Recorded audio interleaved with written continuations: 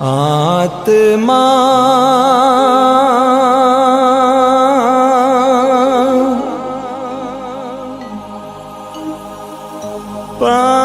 पावनात्मा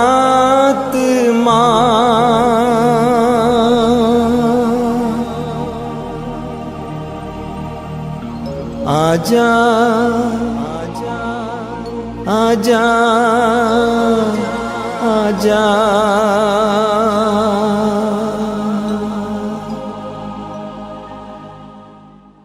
ख्रिस्त में मेरे प्यारे भाई और बहनों, पवित्र आत्मा के आदर में नवेना का 7वां दिन में मैं आप सबका हार्दिक स्वागत करता हूं। इन दिनों हम लगातार पवित्र आत्मा के लिए प्रार्थना कर रहे हैं। हम जानते हैं कि जब पवित्र आत्मा हमारे जीवन में आएगा, हमारे परिवार में आएगा, तो सब कुछ बदल जाएगा। योएल का ग्रंथ में हम पढ़ते हैं अध्याय 3 पद संख्या 1 में प्रभु कहता है, इसके बाद मैं सब शरीरधारियों पर अपना आत्मा उतारूंगा। तुम्हारे पुत्र पुत्रियां भविष्यवाणी करेंगे, तुम्हारे बड़े बूढ़े स्वप्न देखेंगे और तुम्हारे नवयुवकों को दिव्य दर्शन होंगे। पवित्र आत्मा जब हमारे जीवन में उतरता है तो जो असंभव है वो संभव में परिणत हो जाता है। जो एक साधारण इंसान कर नहीं सकता वो चीज़ संभव हो जाता है जो पवित्र आत्मा हमारे जीवन में आ जाता है। आइए हम पवित्र आत्मा को अपने जीवन में जगह दें। जिस तरह प्रभु कहता है मैं अपना आत्मा उतारूंगा, प्रभु का आत्मा को हमारे जीवन में कार्य करने दें, हमारे परिवार में कार्य करने दें, ताकि हमारे परिवार में चमत्कार हो, हमारे जीवन में चमत्कार हो, हमारे बच्चों के जीवन में चमत्कार हो, हमारे बुजुर्गों के जीवन में चमत्कार हो। जब पवित्र आत्मा उतरेगा तो सब कुछ ठीक हो जाएगा, सब परेशानियां खत्म हो जाएंगी और हमेशा प्रभु की महिमा होगा, प्रभु की स्तुति होगा। आइए हम उस पवित्र आत्मा को अपने जीवन में, अपने परिवार में और अपने पड़ोसियों में, अपने गांव में, अपने शहर में कार्य करने दें। आइए हम पवित्र आत्मा के आदर में एक गीत गाएं।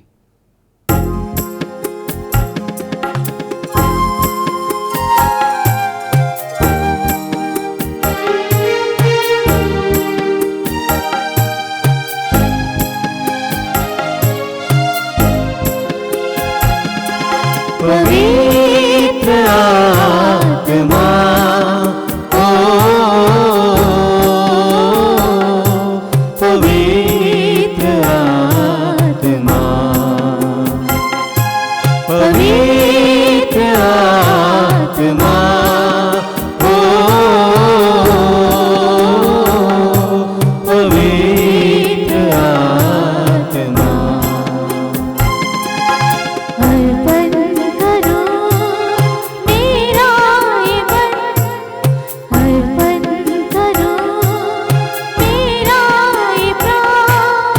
अर्पण करूं मेरा ये मन, अर्पण करूं मेरा ये प्राण, कर दो मुझे पावन पावन पावन पावन। पवित्र आत्मा ओ पवित्र आत्मा, पवित्र आत्मा ओ पवित्र आत्मा।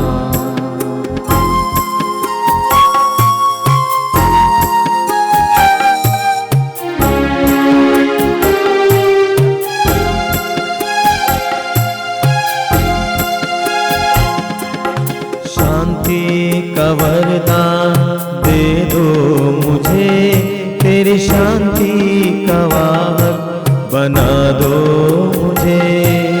शांति का वरदान दे दो मुझे, तेरी शांति का वाहक बना दो मुझे। शांति का वरदान दे दो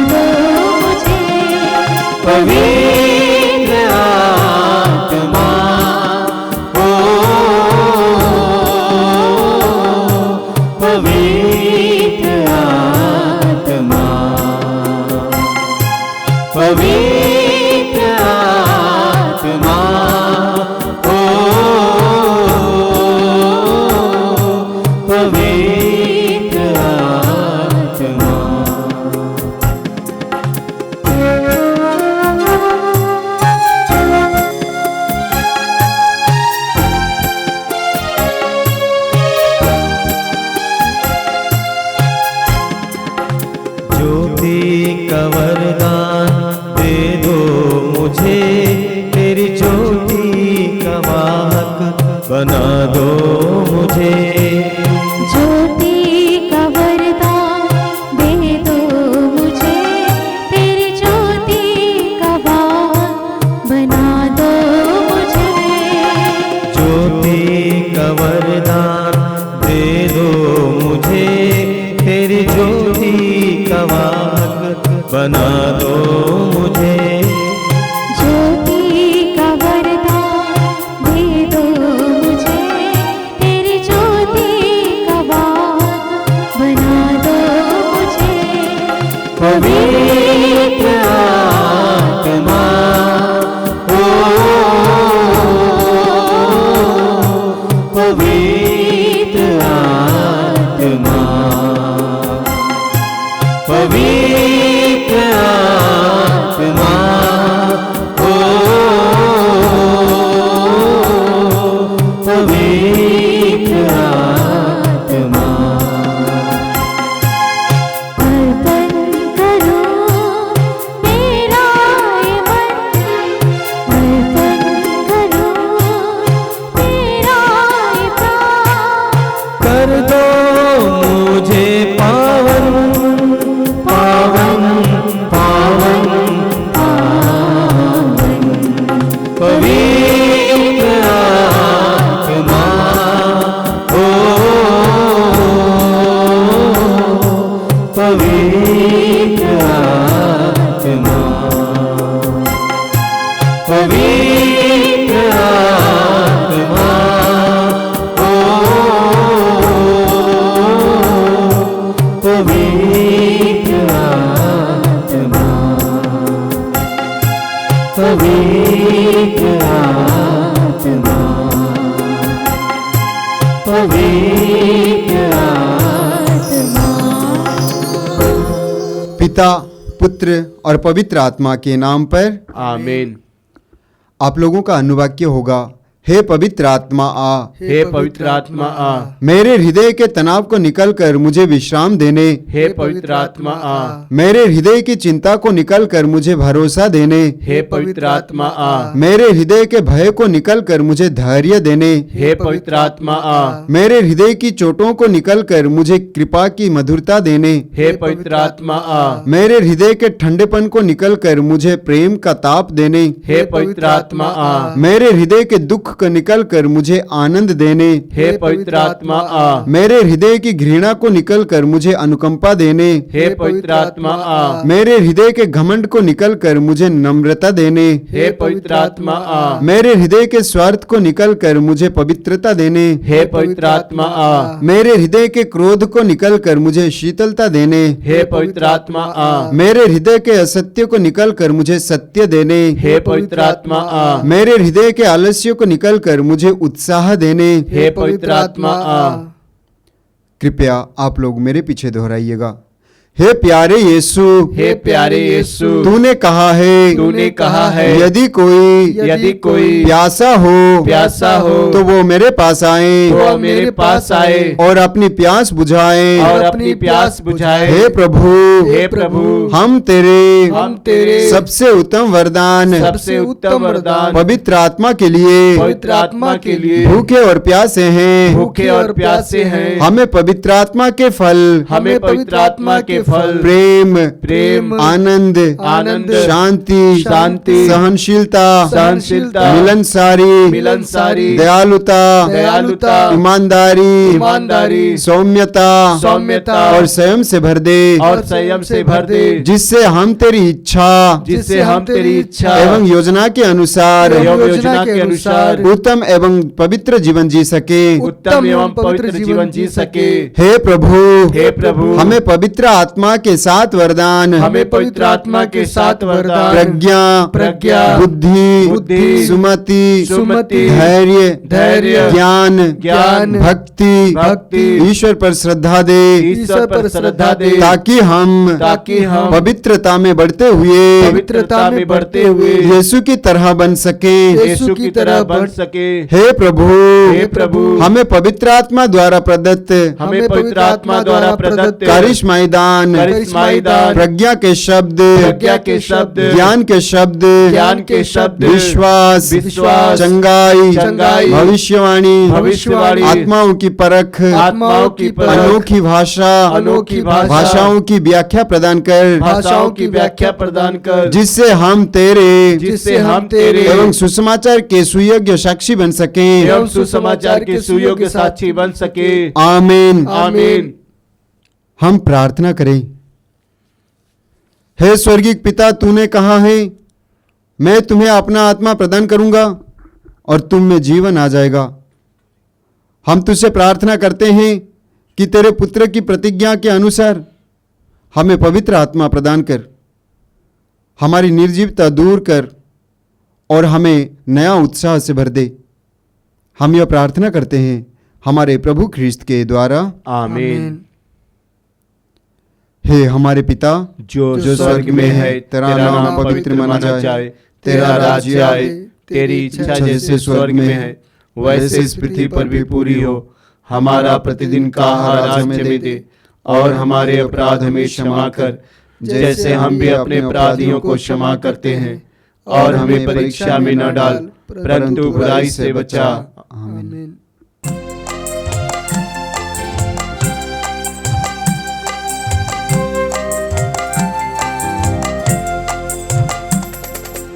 आओ हे पावन आत्मा,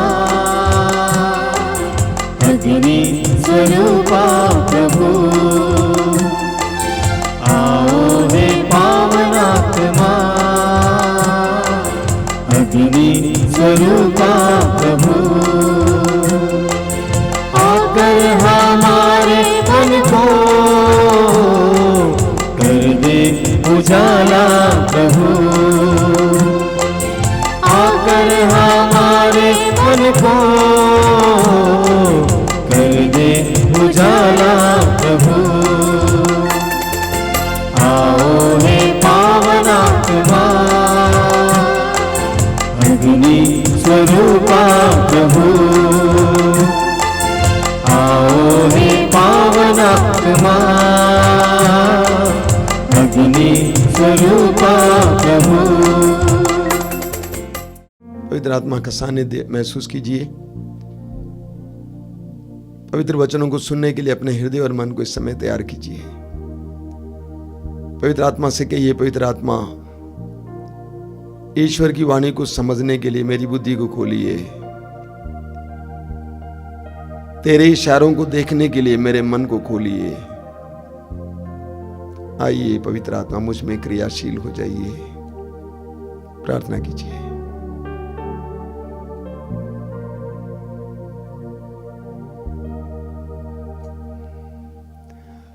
आंखें खोलें। मेरे प्रिय भाई और बहनों, आज हम पवित्र आत्मा के करिश्माई दानों के बारे में मनन चिंतन करेंगे। हम प्रेरित चरित्र की अध्याय 10 उसके वाक्य 38 में पढ़ते हैं प्रभु यीशु के बारे में, उनके सेवा कार्य के बारे में। वहां पर लिखा हुआ है, ईश्वर ने ईसा को पवित्र आत्मा तथा सामर्थ्य से विभूषित किया और वो चारों ओर घूम घूम कर भलाई करते रहे और शैतान के वश में पड़े रोगियों को चंगा करते थे।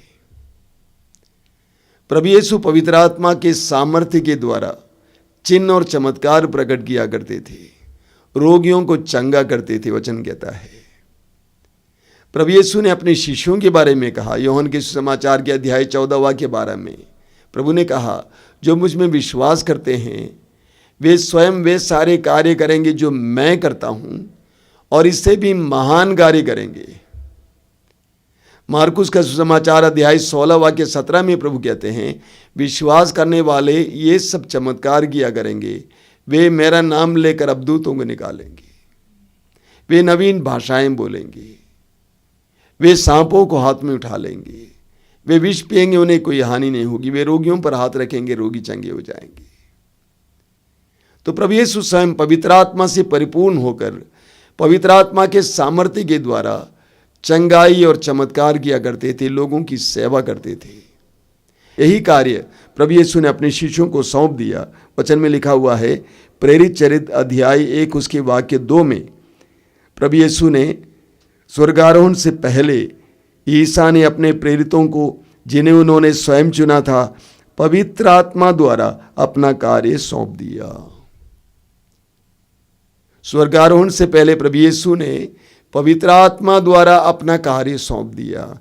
जो कार्य प्रभु यीशु ने किया, वही कार्य करने के लिए पवित्र आत्मा के सामर्थ्य से विभूषित होकर शिष्यों को आगे बढ़ाया। इसको हम करिश्माई दान कहते हैं। हमें पवित्र आत्मा के करिश्माई दानों के बारे में 1 कुरिन्थी अध्याय 12, अध्याय 13 और अध्याय 14 में पढ़ने को मिलता है। 1 कुरिन्थी अध्याय 12 में संत पौलुस कहते हैं, उसके वाक्य 7 से, पवित्र आत्मा प्रत्येक को वरदान देता है जिससे वो सबके हित के लिए पवित्र आत्मा को प्रकट करें। किसी को आत्मा द्वारा प्रज्ञा के शब्द मिलते हैं, किसी को उसी आत्मा के द्वारा ज्ञान के शब्द मिलते हैं, और किसी को उसी आत्मा के द्वारा विश्वास मिलता है। वही आत्मा किसी को रोगियों को चंगा करने का, किसी को चमत्कार दिखाने का, किसी को भविष्यवाणी करने का, किसी को आत्माओं की परख करने का, किसी को भाषाएं बोलने का और किसी को भाषाओं की व्याख्या करने का वरदान देता है। पवित्र आत्मा के करिश्माई दान के बारे में बताया गया है। कितने करिश्माई दान हैं? सबसे पहले प्रज्ञा का शब्द, दूसरा है ज्ञान के शब्द, तीसरा है विश्वास, चौथा है चंगाई, पांचवां है चमत्कार दिखाने का, छठवां है भविष्यवाणी करने का, सातवां है आत्माओं की परख करने का, आठवां है नवीन भाषाएं बोलने का और नौवां है भाषाओं की व्याख्या करने का। इन 9 वरदानों पर हम लोग संक्षेप में मनन चिंतन करेंगे।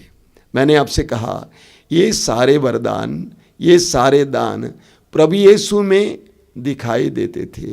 प्रभु यीशु के जीवन में, उनके सेवा कार्य में ये सारे वरदान प्रकट होते थे और प्रभु ने यही कार्य अपने शिष्यों को सौंप दिया। बोलिए हालेलुया, हालेलुया, हालेलुया, हालेलुया। पहला वरदान है प्रज्ञा के शब्द।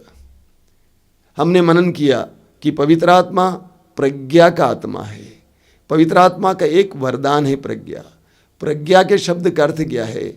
कठिन परिस्थितियों में पवित्र आत्मा के विशेष शब्द दिए जाते हैं, उन परिस्थितियों का समाधान के रूप में।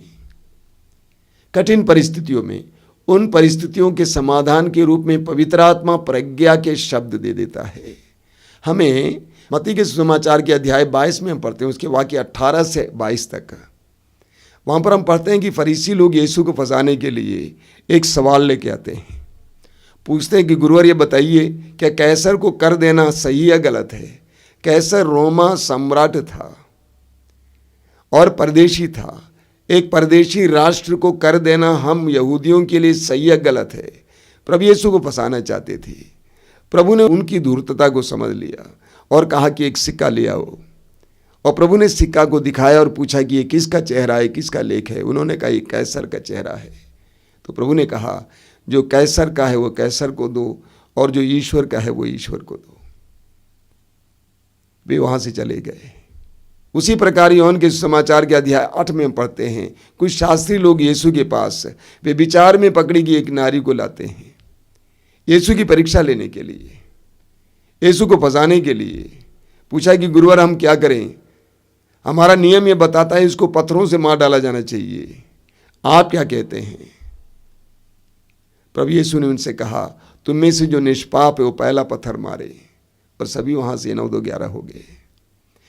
जीवन की कठिन परिस्थितियों में, विकट परिस्थितियों में, अशांति पैदा करने वाली परिस्थितियों में पवित्र आत्मा हमें एक शब्द दे देता है जिसके द्वारा हम उस परिस्थितियों का समाधान ढूंढ सकते हैं। यह है प्रज्ञा का शब्द। विशेष करके परिवार के मालिक मालकिन को, समूह के अगुओं को इसकी आवश्यकता है। जिनके अंदर ये वरदान नहीं होता है वो अशांति के कारण बन जाते हैं। अनावश्यक बातें उनके मुंह से निकल जाती हैं, वो और ज़्यादा अशांति फैला देती हैं। इसीलिए हमें प्रज्ञा के शब्द के लिए प्रार्थना करना चाहिए। बोलिए hallelujah, hallelujah, hallelujah, hallelujah, hallelujah, hallelujah, hallelujah. दूसरा करिश्माई दान है ज्ञान के शब्द। क्या मतलब इसका? ज्ञान के शब्द का मतलब है छिपे हुए रहस्यों को, गूढ़ सत्यों को पवित्र आत्मा प्रकट करता है।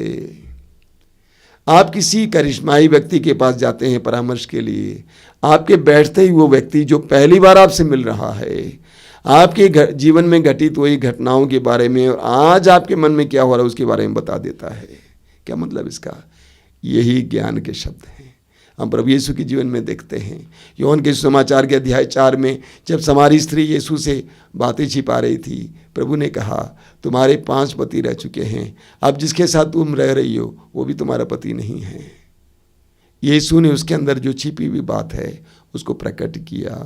इस तरह सुसमाचार में हमें बहुत सारे उदाहरण मिलेंगे। लूकस के सुसमाचार के अध्याय 19 में ज़क्केउस पेड़ की डाली पर बैठा हुआ था, पहली बार यीशु को देख रहा था। यीशु भी पहली बार उसको देख रहे थे। यीशु ने उससे कहा ज़क्केउस नीचे उतर आ जाओ। प्रभु ने उस सत्य को प्रकट किया। प्रभु ने इस वरदान को क्या के लिए इस्तेमाल किया? लोगों के उद्धार के लिए इस्तेमाल किया, लोगों के कल्याण के लिए इस्तेमाल किया। समारी स्त्री इस वरदान को देखने के बाद यीशु की ओर मुड़ गई, उसका जीवन बदल गया। ज़क्केउस यीशु की ओर मुड़ गया, उसका जीवन बदल गया। तो प्रभु यीशु ने इस वरदान को, ज्ञान के शब्द को क्या के लिए इस्तेमाल किया? लोगों के कल्याण के लिए और लोगों के उद्धार के लिए। ये वरदान हम में से कई लोगों को मिल सकता है। प्रभु यीशु ने कहा मत्ती अध्याय 11 वाक्य 25 में, प्रभु स्वर्गीय पिता तूने इन सारी बातों को निरे बच्चों पर प्रकट किया है, जो प्रभु पर निर्भर हैं, जो अपनी बुद्धि पर निर्भर नहीं है बल्कि प्रभु की प्रज्ञा पर विश्वास करते हैं और जो प्रभु के वचन पर विश्वास करते हैं, जो प्रार्थना में समय बिताते हैं, जो प्रभु को सुनते और देखते हैं, उन पर प्रभु ये वरदान प्रकट करते हैं। ये हमारे लिए बहुत अच्छा वरदान हो सकता है, विशेष करके जो सेवा कार्य करने वाले हैं, सुसमाचार की घोषणा करने वाले हैं। बोलिए hallelujah, hallelujah, hallelujah, hallelujah, hallelujah. तीसरा करिश्माई दान है विश्वास। विश्वास, पवित्र आत्मा का विशेष दान विश्वास। क्या मतलब है इसका? बड़े बड़े चमत्कार पूर्ण कार्य करने लायक विश्वास। यूहन्ना अध्याय 11 वाक्य 40 हम जानते हैं, यदि तुम विश्वास करोगी तो तुम परमेश्वर की महिमा देखोगी। मार्कुस अध्याय 11 वाक्य 24 हम जानते हैं, विश्वास करो कि तुम्हें मिल गया है वो तुम्हें दिया जाएगा। तो बड़े बड़े चिन्ह और चमत्कार प्रकट करने योग्य विश्वास, साधारण विश्वास नहीं है। ये विश्वास अन्य वरदानों को इस्तेमाल करने के लिए आवश्यक है। अगर हमें पक्का विश्वास नहीं होता है कि प्रभु ये कह रहे हैं, प्रभु ये कर रहे हैं, तो हम वरदानों को इस्तेमाल नहीं कर पाएंगे। तो ये विश्वास हमारे लिए, विशेष करके जो लोग सेवा कार्य करते हैं, प्रभु के राज्य में काम करते हैं, प्रभु के राज्य के लिए काम करते हैं, उनके लिए एक बहुत अच्छा वरदान है। बोलिए हालेलुया, हालेलुया। हमें ऐसे विश्वास के लिए प्रार्थना की जरूरत है। Hallelujah, hallelujah, hallelujah. अगला वरदान है चंगाई का वरदान। हम जानते हैं प्रभु यीशु के सार्वजनिक जीवन में, सुसमाचार की घोषणा के कार्य में प्रभु ने रोगियों को चंगा करने के लिए काफी समय निकाला। प्रभु चारों ओर घूम घूम कर रोगियों को चंगा करते थे। मत्ती अध्याय 8 वाक्य 16 को लीजिए। संध्या होने पर लोग बहुत से अबदूत ग्रस्तों को यीशु के पास ले आए और यीशु ने शब्द मात्र से अबदूतों को निकाला और सब रोगियों को चंगा किया। लूकस अध्याय 6 वाक्य 19 को लीजिए। प्रभु यीशु के शरीर से शक्ति निकलती थी और रोगियों को चंगा करती थी। लूकस अध्याय 5 को लीजिए, वहां पे क्या लिखा हुआ है? लूकस अध्याय 5 में बोलिए हालेलुया, हालेलुया, हालेलुया, हालेलुया। लूकस अध्याय 5 में क्या लिखा हुआ? वाक्य 17 में कि प्रभु ने उसको सामर्थ्य दिया था, उस सामर्थ्य से भरकर प्रभु यीशु रोगियों को चंगा करते थे। और प्रभु यीशु ने अपने शिष्यों को भी रोगियों को चंगा करने का आदेश दिया। मत्ती अध्याय 10 में उसके वाक्य 8 में पढ़ेंगे। प्रभु यीशु ने अपने शिष्यों को आदेश दिया, रोगियों को चंगा करो, मुर्दों को जिलाओ, कोढ़ियों को शुद्ध करो, तुम्हें मुफ्त में मिलाओ तुम मुफ्त में दे दो। मार्कुस अध्याय 16 उसके वाक्य 17 में प्रभु ने कहा, विश्वास करने वाले मेरा नाम लेकर रोगियों पर हाथ रखेंगे और रोगी चंगे हो जाएंगे। तो चंगाई का वरदान, पवित्र आत्मा का चंगाई का वरदान साधारण विश्वासियों और मसीहियों के लिए भी बहुत ही लाभकारी है, जिसके द्वारा हम लोगों को सांत्वना दे सकते हैं, लोगों का कल्याण कर सकते हैं। चंगाई के वरदान के लिए प्रार्थना कीजिए। बोलिए hallelujah, hallelujah, hallelujah, hallelujah, hallelujah, hallelujah, hallelujah. अगला वरदान है चमत्कार। प्रभु यीशु ने ना केवल रोगियों को चंगा किया, मुर्दों को जिलाया, बल्कि प्रभु यीशु ने बड़े बड़े चिन्ह और चमत्कार भी प्रकट किया। प्रभु ने जल को दाखरस में परिवर्तित किया, प्रभु ने आंधी को शांत किया, 5 रोटियों से 5,000 से भी ज़्यादा लोगों को खिलाया, प्रभु पर पानी पर चले। ये सारे चमत्कार हैं और हम विश्वास करने वाले भी ये चमत्कार कर सकते हैं। प्रभु यीशु ने स्वयं कहा, जैसा कि आपने सुना है यूहन्ना अध्याय 14 वाक्य 12 में, प्रभु ने कहा इससे भी बड़े कार्य वे करेंगे। प्रेरित चरित्र के अध्याय 19 उसके वाक्य 11 और 12 में हम पढ़ते हैं, ईश्वर पौलुस द्वारा असाधारण चमत्कार दिखाता था। देखिए, ईश्वर पौलुस द्वारा असाधारण चमत्कार दिखाता था। जब लोग उसके शरीर पर के रुमाल और अंगोछे रोगियों के पास ले जाते थे तो उनकी बीमारियां दूर हो जाती थीं और दुष्ट आत्मा निकल जाती थी। अजीब चमत्कार, अजीब चमत्कार। इसी तरह से प्रेरित चरित्र के अध्याय 5 उसके वाक्य 15 में पेतरुस के बारे में हम पढ़ते हैं। प्रेरित चरित्र अध्याय 5 उसके वाक्य 15 में, लोग रोगियों को सड़कों पर ले जाकर खटोलों तथा चरपाइयों पर लिटा देते थे ताकि जब पेतरुस उधर गुजरे तो उसकी छाया उनमें से किसी पर पड़ जाए। देखिए, लोग रोगियों को ले आकर उस मार्ग पर डाल देते थे जहां से पेतरुस गुजरता था ताकि उसकी छाया उन पर पड़े। इतने बड़े बड़े चमत्कार और चिन्ह प्रभु विश्वासियों के द्वारा चमत्कार और चिन्ह प्रकट कर सकते हैं, आज भी करते हैं। बोलिए हालेलुया, हालेलुया, हालेलुया, हालेलुया। अगला वरदान है भविष्यवाणी का वरदान। भविष्यवाणी का मतलब क्या है? नबूबत। नबी नबूबत करते थे। नबूबत करने का मतलब क्या है? ईश्वर की ओर से बोलना। नबी एक तरह से ईश्वर का मुंह था। ईश्वर नबी के द्वारा बोलता था। हम पढ़ेंगे गणना ग्रंथ के अध्याय 24 में उसके वाक्य 3 से बिलाम के बारे में। वहाँ लिखा हुआ है, यह बओर के पुत्र बिलाम की भविष्यवाणी है। यह उस मनुष्य की भविष्यवाणी है जो रहस्य देखता है। यह उसकी भविष्यवाणी है जो ईश्वर के वचन सुनता है और आत्मा से आविष्ट होकर सर्वशक्तिमान के दर्शन करता है। तो एक नबी वो हुआ करता था जो ईश्वर को सुनता था, ईश्वर को देखता था और ईश्वर की वाणी को दूसरों तक पहुंचाता था। राजा दाऊद लिखते हैं सामुएल के दूसरे ग्रंथ के अध्याय 23 में, ईश्वर का आत्मा मेरे द्वारा बोलता है। ईश्वर का आत्मा मेरे द्वारा बोलता है, उसकी वाणी मेरी जिह्वा पर विराजती है। यह है भविष्यवाणी। हमें प्रेरित चरित्र में भी पढ़ने को मिलता है अध्याय 21 इत्यादि में एक नबी के बारे में जिसका नाम है आगाबुस। यानी नए विधान में भी नबी हुआ करते थे, आज भी हैं। ईश्वर हमारे द्वारा बोलना चाहता है।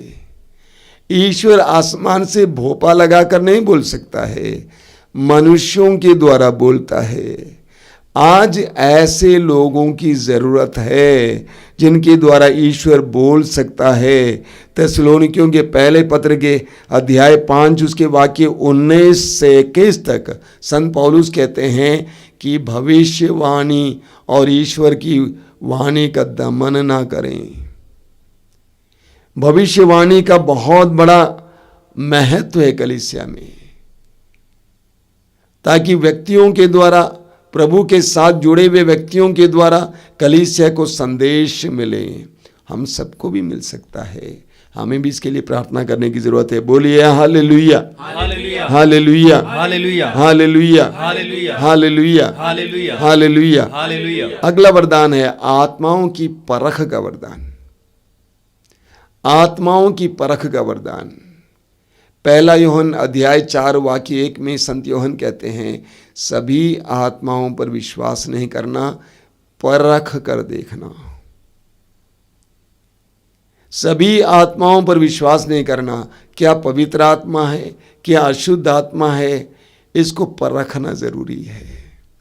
दुनिया में मेरे हिसाब से बहुत सारे लोग आध्यात्मिक बातों के बारे में ज्ञान नहीं रखते हैं, आत्माओं के बारे में ज्ञान कम रखते हैं, इसीलिए लोग भ्रमित हैं, ठगे जाते हैं। लोग परख नहीं पाते हैं, ये कौन सा आत्मा है, ये पवित्र आत्मा है या शुद्ध आत्मा है। इसीलिए यूहन्ना कहते हैं आत्माओं को परख कर देखो। देखिए 2 कुरिन्थी अध्याय 11 में उसके वाक्य 13 और 14 में संत पौलुस कहते हैं कभी कभी शैतान भी स्वर्गदूत का स्वांग रच कर हमारे पास आ सकता है। शैतान भी स्वर्गदूत का स्वांग रच कर हमारे पास आ सकता है। इसलिए ये एक वरदान हम सबको चाहिए, ये पहचानने के लिए कौन सा आत्मा है। ये दिखता है स्वर्गदूत, हो सकता है कि स्वर्गदूत ना हो सकता है वह शुद्ध आत्मा हो। उसी तरह हमारे अंदर भी जो क्रियाशील है, मैं ये कर रहा हूं, वो कर रहा हूं, ये बोलता हूं, वो बोलता हूं, ये पता लगाना है कि मेरे अंदर कौन सी आत्मा कार्य कर रही है।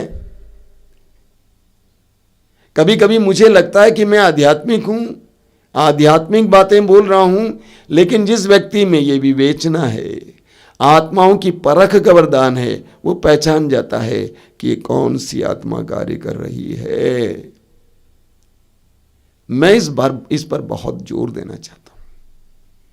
आत्माओं की परख का वरदान हम सबको आवश्यक है। मेरे जीवन में जो हो रहा है, मैं जो कर रहा हूं, मैं जिस दिशा में जा रहा हूं, क्या यह पवित्र आत्मा से प्रेरित है या अशुद्ध आत्मा से प्रेरित है। मेरे परिवार में कौन सी आत्मा कार्य कर रही है, क्या यह पवित्र आत्मा कार्य कर रही है या अशुद्ध आत्मा कार्य कर रही है। कलीसिया में कौन सी आत्मा कार्य कर रही है, अभी अशुद्ध आत्मा या पवित्र आत्मा है। इसको परखने के लिए हमें आत्माओं की परख का वरदान की जरूरत है। आत्माओं की परख का वरदान हमें खतरे से बचाता है और आत्माओं की परख का वरदान हमें ब्रह्म से बचाता है। इसलिए हमें इसके लिए प्रार्थना करने की जरूरत है। बोलिए hallelujah, hallelujah, hallelujah, hallelujah, hallelujah. अगला वरदान है अनोखी भाषा का वरदान। ये अनोखी भाषा का वरदान किया है। हम पढ़ते हैं मार्कुस के सुसमाचार के अध्याय 16 वाक्य 17 में प्रभु कहते हैं वे नवीन भाषाएं बोलेंगे। ये अलग अलग भाषा भी हो सकता है, लेकिन अनोखी भाषा का वरदान कौन सा वरदान है। आपने सुना होगा प्रार्थनाओं में कुछ लोग ऐसे बोलते हैं हला करके, यानी कोई ऐसे शब्द नहीं हैं जो आप अपनी भाषाओं में पा सकते हैं। अनोखी भाषा, अनोखी भाषा का वरदान पवित्र आत्मा की भाषा है, आत्मा की भाषा है, वो आत्मा की भाषा है। सारी भाषाओं के परे, सारी शब्दावलियों के परे अनोखी भाषा जिसको सिर्फ आत्मा जानता है।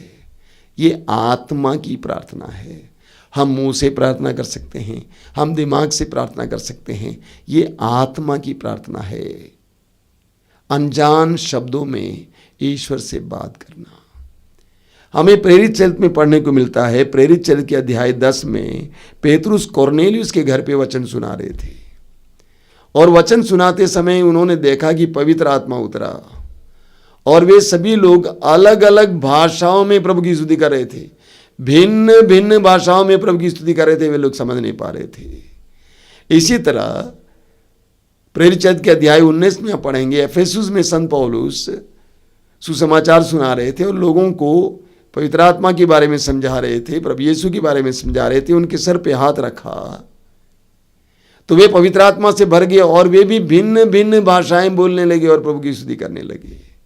अनोखी भाषा, ये बच्चों की भाषा है। सारी शब्दावलियों के परे केवल आवाज के द्वारा प्रभु की स्तुति करना, प्रभु से प्रार्थना करना। रोमियो के पत्र के अध्याय 8 उसके वाक्य 26 और 27 में संत पौलुस कहते हैं जब हम दुर्बल हैं, हम नहीं जानते कैसे प्रार्थना करनी चाहिए, तो पवित्र आत्मा आहों के द्वारा हमारे लिए प्रार्थना करता है। पवित्र आत्मा हमारी आत्माओं से जुड़कर आहों के द्वारा अनजान अर्थहीन आहों के द्वारा प्रार्थना करता है। यह है अनोखी भाषा का वरदान। कभी कभी जब आप प्रार्थना में भाग लेते हैं, इस तरह की सभा में भी भाग लेते हैं, प्रार्थना सभाओं में भाग लेते हैं, साधनाओं में भाग लेते हैं, अचानक आपकी जुबान पलट जाती है और आपसे ऐसे आवाज़ निकलती है। ये अनोखी भाषा का वरदान है। ये व्यक्तिगत इस्तेमाल के लिए है।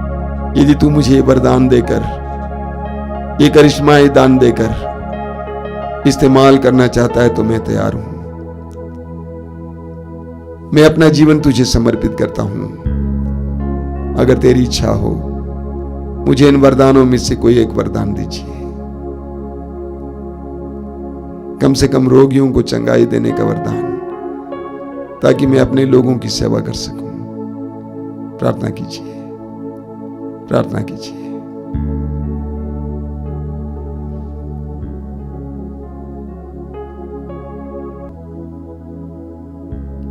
प्रभु आप लोगों के साथ हो और आपके साथ भी सर्वशक्तिमान परमेश्वर पिता और पुत्र और पवित्र आत्मा आप लोगों को आशीर्वाद प्रदान करे।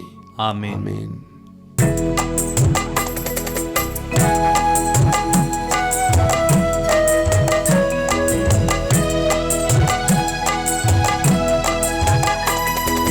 दिल खुला है हे आत्मा, आकर के ज्योति जलाओ।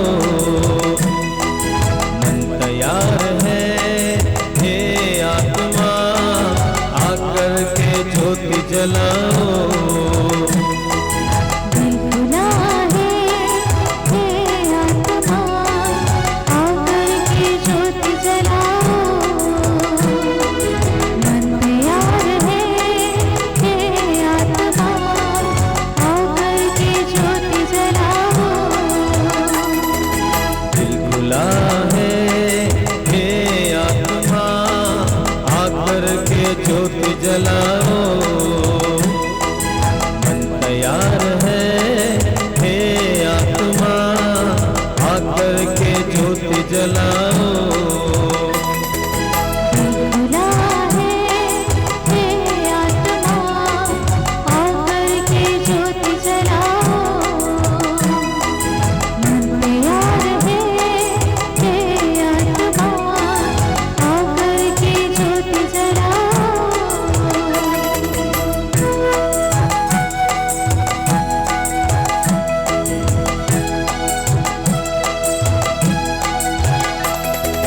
तू है मेरा जीवन,